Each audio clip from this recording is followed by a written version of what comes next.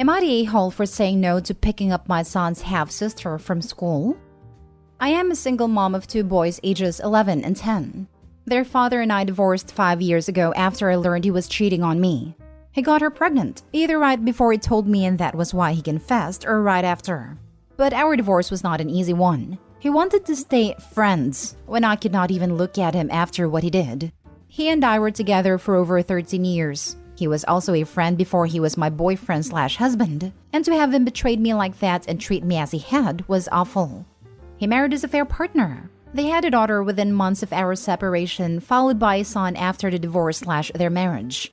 Last year, they lost a baby, which led to the discovery that his wife had cancer. What followed was a lot of fighting between the two of us again. He wanted me to help him and his wife out. He said their children, who are currently 5 and 3, needed family beyond just him and his wife. His own family disowned him for our divorce as they were extremely religious and she has no family. I told him it would be over my dead body I would help him. He argued that it was for the children, and if not for his kids with her, then for our boys, who could see their family heal and be one. I told him he stopped any chance of that happening when he cheated on me. What I did not expect was for him to tell his daughter's school to call me when she got sick. He was at work at a time and couldn't leave apparently because he had already missed a lot of work due to his wife, and she was home recovering from chemo. I got a call, was asked if I would pick her up, and I said no. Several hours later, I got reamed on the phone by him for leaving a sick child at school when I knew they had nobody. This is when he told me how he couldn't leave and how his wife was resting. I told him the babysitter for his son should have been called over me. He told me he was in daycare and that I should be ashamed because she was a sick child who was going through a lot, and I could have helped. He told me he hoped our sons are going to be ashamed of me. They aren't, and I argued back with him over the phone at a time. But I guess part of me does feel bad for the child. My sons also sensed an atmosphere while they were with their dad after the incident when they talked about me, and I hate that for them. Am I the a-hole? Now for the top comments. Not the a-hole. He has the nerve to try to manipulate you after cheating? Those aren't your kids and not your problem. I also feel bad for the girl, but it's his mess to solve. Give an inch, he'll take a mile. Say no now to prevent future problems. That is my concern. I do not want to be part of those 2 children's lives in any big way. And if I say yes to one thing, then it gets harder to say no again. And that establishes more of a relationship than I ever want with them. Your ex is trying to use your basic decency to manipulate you. No responsible parent puts down an emergency contact without getting confirmation by the contact. This is all on him. As sad and unfortunate a situation as it is for his children, you have the right to refuse to be their carer. He put his daughter in this position, not you. He is to blame for any discomfort she may have experienced. Not the a-hole. Not the a-hole. He is lining you up to be a mom to their kids after his wife dies. His behavior is disgusting. Stick to your guns. Oh yes, just wait until he wants you to take all the kids during your custody time. Draw a firm line in the sand now. Yes, this. There was a post on here of a man that cheated on his wife, divorced her, and when the affair partner and mother of his other child died, he insisted on the poster, his ex-wife, let the daughter call her mom. He even sent that OP videos of the little girl crying for her mommy. Not the a-hole. What kind of fool lists his ex-wife as emergency contact for his affair child? The audacity of him to get mad at you. The only children of his you need to care for are the ones you share with him. Do not let him tell you otherwise. Too bad he tanked his own life, but that's not your problem at all. If he can't handle the situation he got himself into, he needs to figure out a way to get himself through it. You're not responsible for his mistakes. While it's unfortunate his wife has cancer, you're still not obligated to help him at all with anything, except as related to your children. He can apologize and make amends with family or go out and make friends and get support that way. It's not your job. The type of a-hole who assumes that once the affair partner, current wife, passes or is placed in some form of care, expects his ex to take him back and go back to playing happy family. He's basically trying to get OP lined up as the new mommy to his kids with his affair partner once the affair partner is no longer in the picture. Next story. Am I the a-hole for telling my mom and sister to pay our bills if they agree my wife should be able to be a stay-at-home? My 28 male, wife 31 female, has recently started to express interest in being a stay-at-home wife to prep for being a stay-at-home mom. We don't have kids and haven't been trying. And before getting married, we talked about kids and work/home arrangement. And we agreed that we'd both work prior to and once we had kids, and agreed we'd take turns with the stay-at-home portion for the first year or two after potential kids were born, then both back to work. Now she wants to do away with that. It wants to be a stay-at-home wife until we have kids and then be a stay-at-home mom. I never want that. I never wanted that. And I made that clear from the start when we got serious. I enjoy my job a lot, but my salary can't sustain a family. And I don't want to go back to school and change careers like she wants me to make it happen. I don't want to take up a second job either, knowing I'd still be doing half the housework and childcare. Not that that's a bad thing. Whereas both my mom and her parents are local, she'd have plenty of help during the day and able to get downtime. We had dinner at my mother's a couple days ago with my sister and her kids. While we were there, my wife goes, "Your son's being mean. He won't let me be a stay-at-home mom." First, my family took this as she's pregnant and got excited. So I had to tell them that wasn't it, that she just wants to be a stay-at-home. It turned into this 3-on-1 conversation about how I should let her stay at home if that's what she really wants, and I should be taking care of her and finding a way to make this happen for her. Finally, I go, "Would you two help her with the house whenever she needs it?" Of course. That's what family's for, especially when you start having kids will help. Cool. Keep that same energy and help me pay all our bills and every other expense to upkeep our current quality of life, if you feel so strongly that she should get to stay home. They did not like that and told me I was being overdramatic. My mom called me stubborn and told me to find corners to cut to afford everything on my salary and drop things like streaming services, some of my hobbies, go from 2 cars to 1, etc. We left and my wife wasn't too happy on the way home. She says I was out of line for saying that to my mom and sister, especially since she thinks I was serious. Was I wrong for telling my mom and sister to pay our bills if they wanted me to go along with it? Not today, Hall, because you didn't bring it up to them. Your wife did. She was being manipulative and you called her on it. Be careful. I could see an, "Oops, we're pregnant. Now we have to stay home" moment coming. Haha, glad it wasn't just me seeing it. Not the a-hole. I've been here and the divorce will be horrible once you have children. Get out now. She's shown her true colors. This is the warning sign. Seriously, divorce this woman. Not the a-hole. Or at least get a vasectomy. I agree. End this now. Being stay-at-home used to mean all husbands needed to do at home was mow the lawn, shovel snow, and take cars in for service. If her expectation is you will be doing half the housework and childcare when at home, don't come at me. I believe in involved parents of all genders, just making a point here. Plus working 2 jobs, or going to school while working to get a higher salary job you don't even want. When the agreement was you would take turns being stay-at-home after kids, that would be a big nope for me. I found out after I was with someone for almost 2 years that he expected me to quit work, be a stay-at-home mom, plus have way more kids than I could mentally and physically handle. If you can do that, great, but it would have both broken me and been unfair to the kids. I thought he loved me for who I was, but it turned out he expected marriage to magically transform me. Not the a-hole. Good luck, Opie. Take care of you.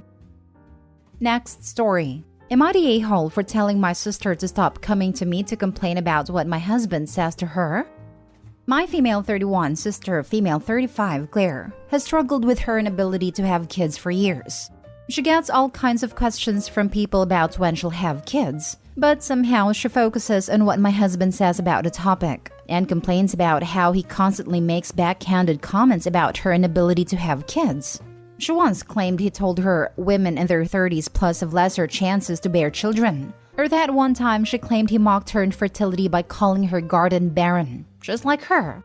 I admit that my husband is the type to dish it out, but her complaining seemed excessive because she never liked him anyway.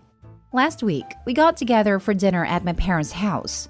My sister came downstairs later while my mom and I were in the kitchen and told me that my husband suggested she backs out of her IVF treatment and find a better use for the money when she announced wanting to try IVF. She went on about how insensitive and hurtful his words were. I felt upset that I told her she was right to be mad, but she needed to stop coming to me complaining about him as if he was my son, and try to speak to him instead. She snapped at me saying she'll already talk to him, but since he's my husband and I brought him into the family, then I should be the one to handle him. I told her her reasoning didn't make any sense, but she called me selfish and cruel just like him. It got so overwhelming when my mom sided with her, even going as far as to say I was enabling him. I left and went home. My husband said my sister is just being too sensitive because he was just giving his honest opinion when she brought up the IVF, and said that if she has an issue with him, he should tell him to his face. He also said that she's probably looking for an excuse to pick an argument with me, and that I was innocent and had nothing to do with this despite her trying to involve me. Neither she nor my parents are speaking to me as of now. Am I the a-hole? Now for the comments. You're the a-hole. Tell your husband to keep his mouth shut. My husband is the type to dish it out. No. Your husband is the a-hole that thinks it's appropriate to comment on your sister's body and reproductive issues. What an awful inconsiderate man you married, and you don't seem too far behind him. He is also the type to believe his opinion is relevant and that other people care to hear it. Hopefully someone clarifies to him that this is not the case, and since he is neither the sister's financial planner nor fertility doctor, he should sit back down. This right here. It's one thing, to be honest, if someone asks for your opinion. It's an entirely different thing to offer your opinion when it's neither wanted nor needed.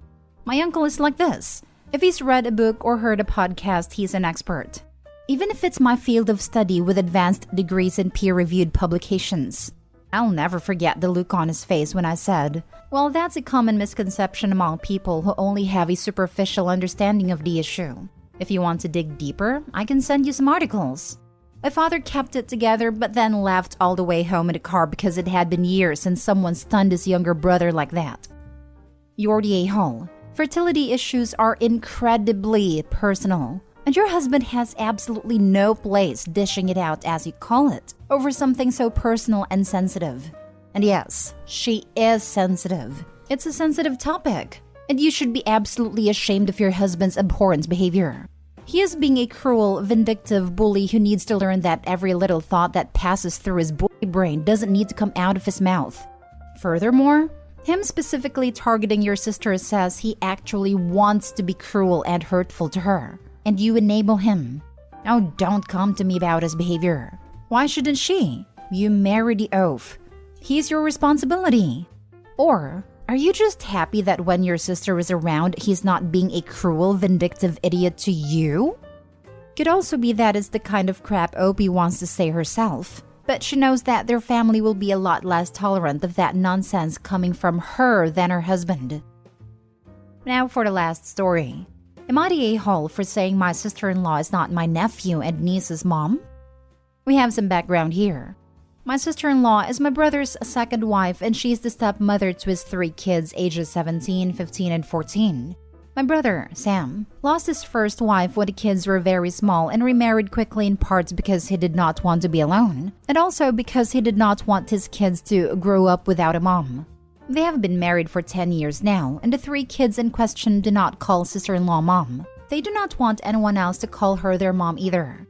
She is the mother to my 2 nephews with my brother, but the discussion in question is regarding the older 3.